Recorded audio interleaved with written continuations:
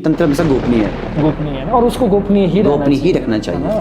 उसकी हड्डी निकालेंगे, हड्डी निकालते कई हड्डी का ताबीज बनाते हैं, कई हड्डी का पासा बनाते हैं। अगर लग गई तो इंसान मर जाएगा, सूख जाएगा। खून की बोतलें चढ़ा दो, खून नहीं बन पाएगा। पेट के अंदर हाथ मारा और जैसे बच्चा दिख गया सपने में उसको कि बच्चा निकाल गया और उसको खा गया।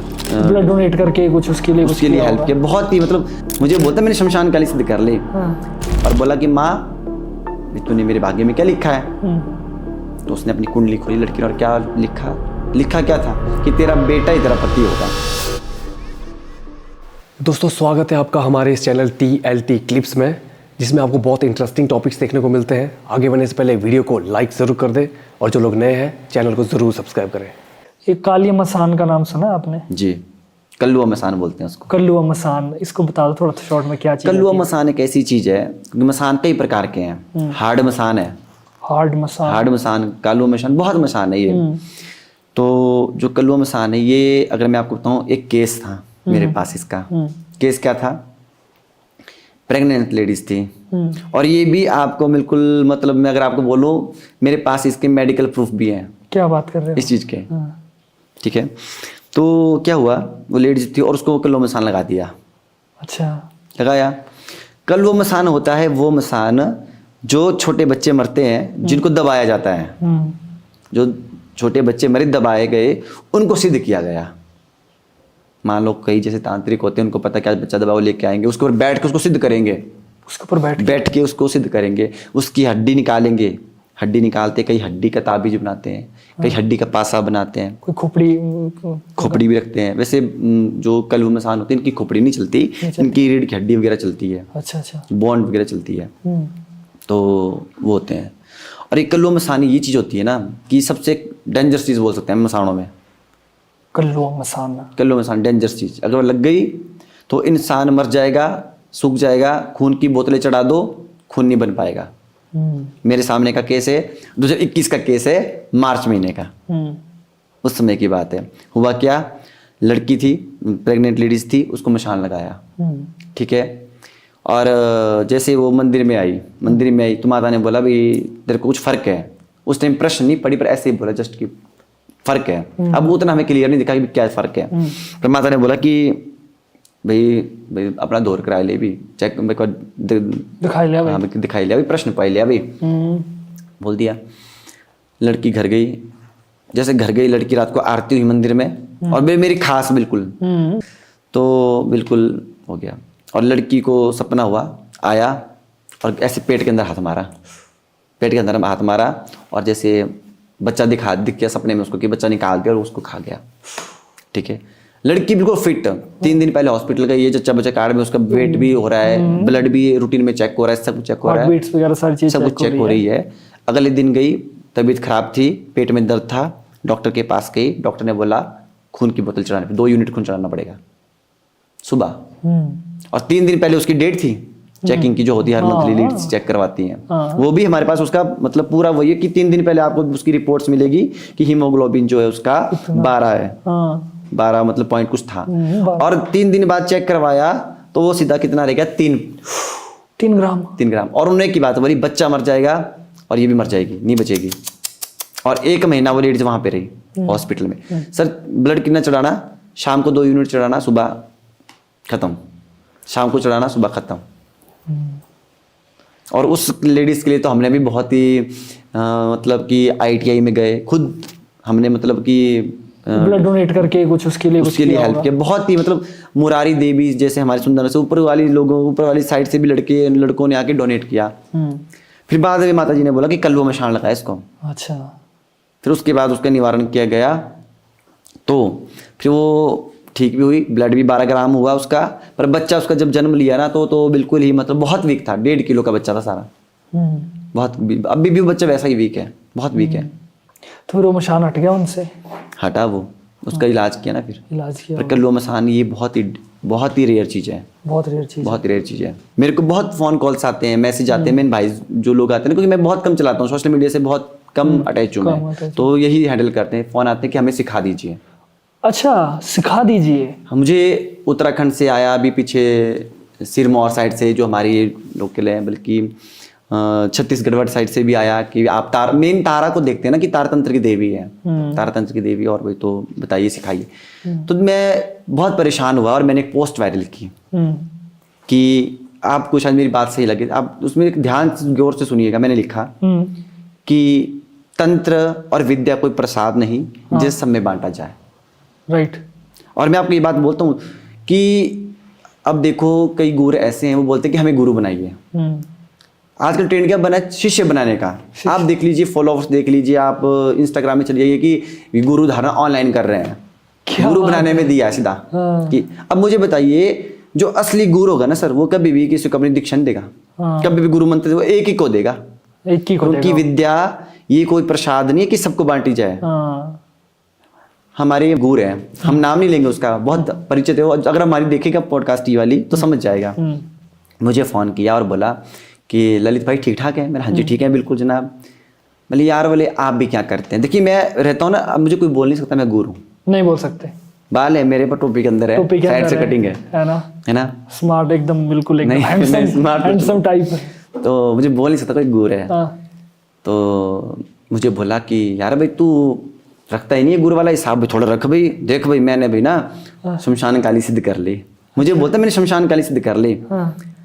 तो मुझे बहुत हंसी छुट्टी मुझे, और मैं बहुत जोर जोर से हंसा। मैंने कहा तू महामूर्ख है। एक तो मैं हंसा, और जब मैंने बोला ना तो मैंने एक रेयर में बोला, मैंने महामूर्ख है तू, और उसको मेरी बात पिंच हुई और उसने फोन कट कर दिया। फोन कट किया और आधे घंटे के बाद उसने दोबारा फोन किया कि भाई आप हंसे क्यों? मैंने क्या बोला भाई? मैंने बोला ना देख बेटा, ज्ञानी अभिमानी नहीं होता और ज्ञानी बखानी नहीं होता। पॉइंट। जो ज्ञानी होगा सर वो अभिमानी नहीं होगा, और ज्ञानी बखानी भी नहीं होता। अगर वो खुद ही बखाने लगे तो ज्ञानी कैसा हुआ?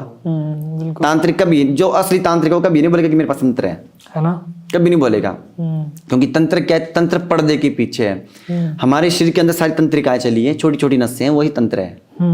ऊपर से ढका हुआ है ना, अच्छे कपड़ों से, चमड़े से भगवान ने ढक दिया है। इसको फाड़ दो ना चमड़ा, तो इंसान से घृणा करेगा, इंसान को नहीं देखेगा, हाथ नहीं लगाएगा इंसान को। वही तंत्र है। तंत्र बहुत ही गूढ़ रहस्य है। मैंने बोला बेटा तू पक्के गुरु का चेला नहीं है। मेरा ज्ञानी बखानी नहीं हुंदा, बखानी ज्ञानी नहीं हुंदा, और ना ही ज्ञानी अभिमानी हुंदा। बिल्कुल सही। हमारी माता बोलती है, ये वचन है माता का, कि ज्ञानी को अभिमान नहीं करना चाहिए और ज्ञानी को कभी बखान नहीं करना चाहिए अपने ज्ञान का। ठीक है। तो फिर उसने बोला बोले भाई बोले मैं आपकी बात समझा नहीं। मैंने देख तूने मुझे बता दिया कि तूने शमशान काली सिद्ध की है, बताया ना। राम को किसने बताया कि रावण की नाभि में कलश था? जब राम को ये पता चला इसकी नाभि में कलश था, तभी तो वो मारा गया। मैंने तो महामूर्ख है, तूने तो अपने आप को मारने का मुझे ही बता दिया, खुद ही अपना राज खुद ही खोल दिया। अब तुझे क्या पता मैंने क्या सिद्ध किया है? तूने बताया काली सिद्ध किया। काली को तो क्या है, 4 मीठे पान ले जाऊंगा मैं, लौंग बताशे ले जाऊंगा, एक बकरा रख दूंगा काली उसमें मोहित, और उसको उड़ा दूंगा। तब बोलते हैं ज्ञानी बखानी नहीं होता। और ये जो लोग बोलते हैं ना आजकल की मैं तांत्रिक, मालाएं पहनने से, ठीक है, जटाएं रखने से, और मुंडियों की माला आजकल देखिए मैंने मिलती है प्लास्टिक वाली, हाँ प्लास्टिक वाली, वो पहनने से, अंगूठिया, ड्रावनी अंगूठी, हॉरर रिंग्स पहनने से कोई तांत्रिक नहीं बनता। राइट। तांत्रिक, आप जिस तांत्रिक को देखोगे ना, अघोरियों को देखना, साधारण होते, बाहर तक नहीं निकलते, वो होते हैं असली तांत्रिक। अगर तांत्रिक की फॉर्म जानेंगे तो सबसे बड़े तांत्रिक है अघोरी। अघोरी कौन है? शिव सबसे बड़े तांत्रिक। और ये जो बने ना आजकल तांत्रिक, मैं बोलता हूँ मेरे सामने आ जाए, मैं उनसे 2 ही प्रश्न पूछूंगा बस, कि अगर आप मेरे ये प्रश्न को उत्तर देते हैं तो मैं पूरी उम्र उनका चेला बनूंगा। अच्छा, क्या जैसे कि प्रश्न सीधी सी बात है, जो तांत्रिक होगा, जो ज्ञानी होगा, जो कभी भी वो खुद को तांत्रिक शो ही नहीं करेगा, क्योंकि तंत्र का सबसे बड़ा क्या है? तंत्र गोपनीय रखा जाता है। तंत्र का सबसे बड़ा पॉइंट है, तंत्र को गोपनीय रखा जाता है, तंत्र को कभी बखानी। आपने हमारी पूरी जितनी भी बात हुई, मैंने उसमें तंत्र का कोई भी बात खोल के नहीं बताई आपको, कोई बात खोल के नहीं बताई, क्योंकि तंत्र हमेशा गोपनीय है। गोपनीय है ना, और उसको गोपनीय ही रखना चाहिए। वो चीज वैसे होगी तो फिर उसका ये। बाकी रही बात जो कि ये आती है ना कि हमारी तंत्रों की बात आती है, कि मैं बोला आपको एक बात कि मैं स्टैम्प्ड करके दूंगा। हाँ, वो चीज़ में जैसे ना, मैं इससे पहले, मैं सॉरी आपकी बात काट रहा हूँ, मैं इससे पहले मैं शायद मुझे लगता है इसी बात में वो बात भी जुड़ सकती है, लेकिन मैं एक अपना एक बात बताता हूँ कि मेरे को ना, जब से मैंने पॉडकास्ट शुरू किया, मेरे को भाई बहुत सारी कॉलें आती है, बहुत सारे मैसेजेस आते हैं कि हम इस प्रॉब्लम में हैं, हमारे मेरे में कोई मतलब कोई किसी की कॉल में कोई इवन सिंगापुर से आई है, पाकिस्तान से आई है कॉल है, मतलब यूके से आई है कॉल है, मेरे को अजीब अजीब नंबर मतलब है ना उठा ले। जी। तो मतलब वो सिर्फ ये कहते कि देखो जी, कोई तो रोने लग जाते फ़ोन कॉल पर ही कि बेटा ऐसा ऐसा है, मैं इस प्रॉब्लम में हूँ, मेरा ये है, तो आप प्लीज़ मुझे बताओ। अब देखो मेरे को तो क्या पता है, मैं तो एक ज्ञानी हूँ जो मतलब किसी विद्वान के सामने उनसे कोई सवाल जवाब कर रहा हूँ सिर्फ ना, तो मुझे तो इन चीज़ों को कुछ भी पता नहीं है कि क्या है क्या करना है। तो बेटा बोला ऐसा है, ऐसा ये करना है, वो करना है, हम बड़ी प्रॉब्लम है, मेरा पूरा परिवार प्रॉब्लम में है, कोई कहते हैं कि मुझे बोला लड़का नहीं हो रहा है, कुछ ऐसा। तो मैं इसी से काफ़ी मैं परेशान रहा। तो आप उनको अब कैमरे पर ही बता दीजिए थोड़ा सा ऐसा कि उनको जो अगर किसी से जूझ रहे हैं तो उनको एक मार्ग दे दीजिए कि उनको क्या करना चाहिए। आपने जो ये प्रश्न पूछा, ये एक तो बोलते जन कल्याण का प्रश्न है। बिल्कुल, बहुत अच्छा प्रश्न आपने किया। और मैं आपके माध्यम से, आपके पॉडकास्ट के माध्यम से बोलते हैं कि देखिए हमें कोई ना कोई माध्यम चाहिए बात पहुंचाने। मैं पहली बात तो सभी से ये जो भी पॉडकास्ट को देख रहे हैं, जो भी हमारी वार्ता को देख रहे हैं, उनसे एक ही बात बोलूंगा कि देखो किसी के करने से कुछ नहीं होता, पहली बात। और ये भ्रम के चक्रों में ना पड़े, ठीक है। अगर आपको कोई दिक्कत है तो आप किसी सुयोग्य के पास जाएं, सुयोग्य की जो काम करता हो।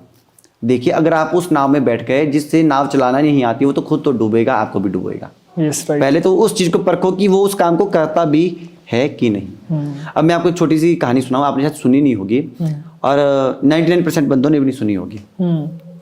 बोलते ना, विधि माता का लेख, विधि माता अपनी बेटी का लेख भाग्य का लिखा नहीं बदल पाई तो हमारा क्या बदलेगी।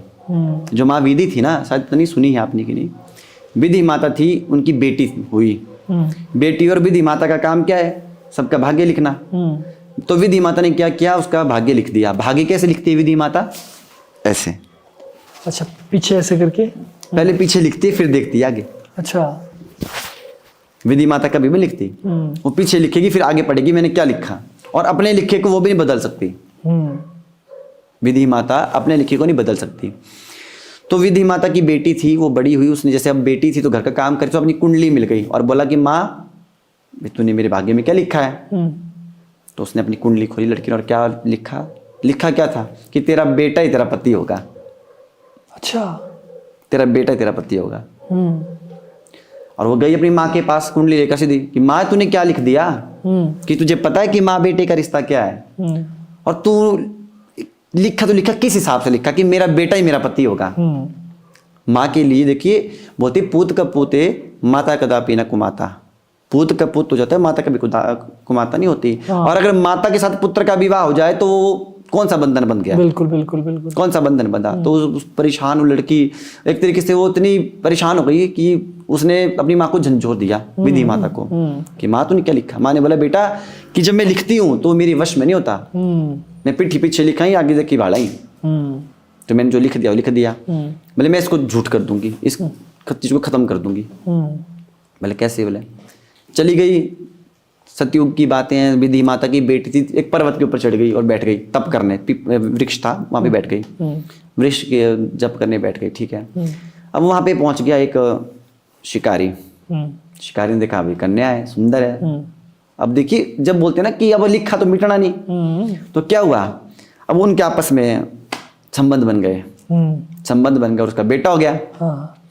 अब बेटा हुआ तो विवाह उसने उसके साथ किया नहीं था और बेटा हो गया। तो उसने देखा कि मेरे भाग्य में लिखा है भाई बेटा ही मेरा पति होगा। भाई मैं बोले ना रहेगा, बांस ना बजेगी, बांस छोड़ी मैं बेटे को मार दूंगी तो लाड़ा की बनना कैसे बनेगा, पति कैसे बनेगा। उतरी पहाड़ी से, अब पहाड़ी से उतरी और ढूंढ रही, अस्त्र ढूंढ रही भी मैं इसको मारूं कैसे।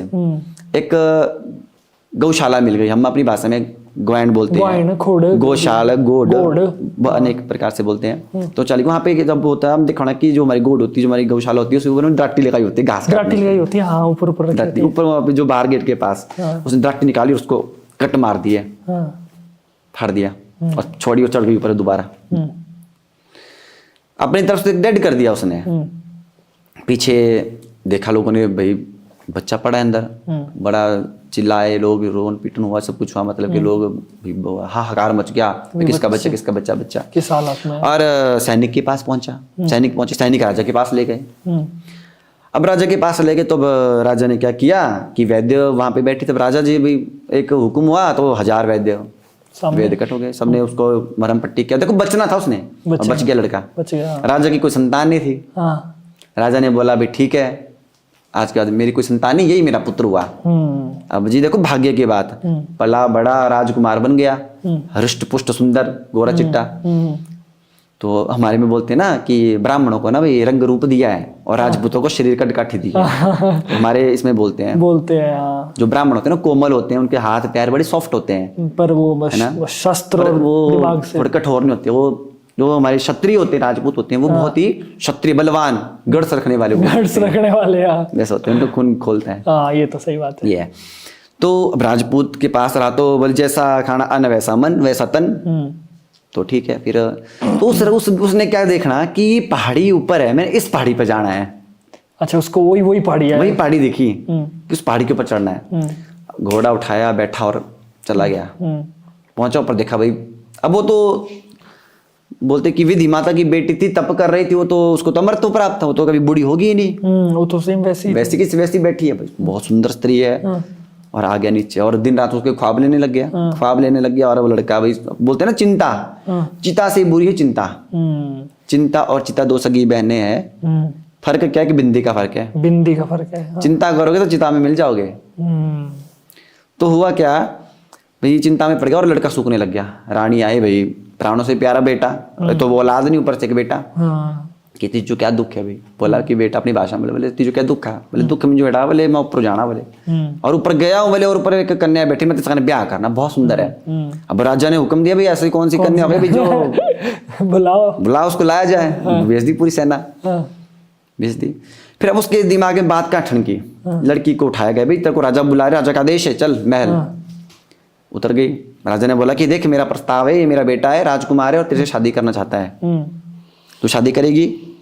फिर उसने एक बार मना कर दिया, भी नहीं करूंगी। फिर दूसरे बोला भी यार भी मेरी माता ने बोला था कि मेरा बेटा ही मेरा पति होगा, बेटा तो मैंने मेरा जो जन्म लिया उसे मैंने मार दिया है, तो ये तो भाई राजा का बेटा है। तो मेरी माँ की मतलब जो भी भविष्यवाणी थी मैंने झूठी कर दी और भाई मेरे को दोष नहीं लगा और शादी हो गई। अब पहले के जमाने में लाइट होती नहीं थी, देखो भाग्य देखो, लाइट होती नहीं थी, दिए जलाते थे, लाइट होती नहीं थी और शादी हो गई। दिन को शादी हुई, रात्रि का समय हुआ है ना, जो मतलब एक हमारे जो विवाहिक कर्म है उसका हुआ सब कुछ। और सुबह जब नहाने निकला राजकुमार जी, अब जी स्त्री गई वस्त्र लेके, राजकुमार जी नहा रहे पटड़े के ऊपर बैठे और नहा रहे तो पीछे देख रही पीठ के ऊपर निशान पड़े। माथा ठनका, बोले स्वामी बोले आपकी पीठ पे निशान कैसे पड़े हैं? फिर बोला कि भी पता नहीं मैं किसका जाया हूँ, किसका मैं जाया हूँ, किसने मुझे जन्म दिया, किसने मुझे जन्म दिया और काट फाड़ के फेंक दिया था गौशाला में। और राजा की कोई संतान नहीं थी, राजा ने मेरा उपचार करवाया और मुझे अपनी पत्नी की गोद में डाल दिया, गोद ले लिया। और उसने क्या कि फिर बोला उसने हाय वो विधि लेख को नहीं मिटा। बिल्कुल सही बात। तो जब विधि माता अपनी बेटी का लेख नहीं मिटा पाई तो हमारा लेख कैसे मिटाएगी? बोलने का मतलब मैंने इसलिए सुनाया कि अगर आपको कोई दिक्कत है तो आप क्या करें, किसी ऐसे से संपर्क करें जो उस लाइन में चला है, जो उस कार्य को करता है। तात्पर्य हमें मिलना चाहिए उससे जो उस लाइन का मास्टर है, उससे काम करते हैं। जैसे कि मंदिर हमारे बोलते हैं हरिमा माता जी के गुरु जी, हमारे जो देवताओं के और भी गुरु हैं वो कार्य करते हैं, उनसे मिलेंगे तो उनको नुकसान नहीं है। और किसी और ऐसे की झांसे में फंस गए, क्योंकि आजकल आपको पता है बिजनेस भी बन गया है, बिल्कुल बिल्कुल। हमारी लोकल भाषा में चेला करा संगेला, चेला करा संगेला। पता क्यों? चेला एक बार ठीक कर देगा ना, पर उसमें कमी छोड़ देगा, क्योंकि दोबारा बीमार होगा फिर दोबारा जाएगा। ये तो डॉक्टर वाला सिस्टम है ना। बिल्कुल सही बात है। अगर चेले ने एक बार पक्का इलाज कर दिया तो दूसरी बार किसका इलाज करेगा? तो चेला क्या करता है कि भाभी से निकालता है, ननंद को फंसा देता है, ताकि अब भाभी का निकाल दिया, अब अगली बार ननंद के लिए आना है।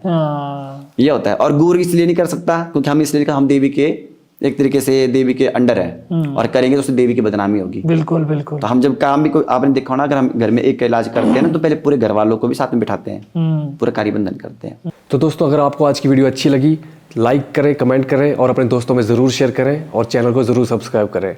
तब तक के लिए देखते रहिए TLT क्लिप्स। जय शंकर।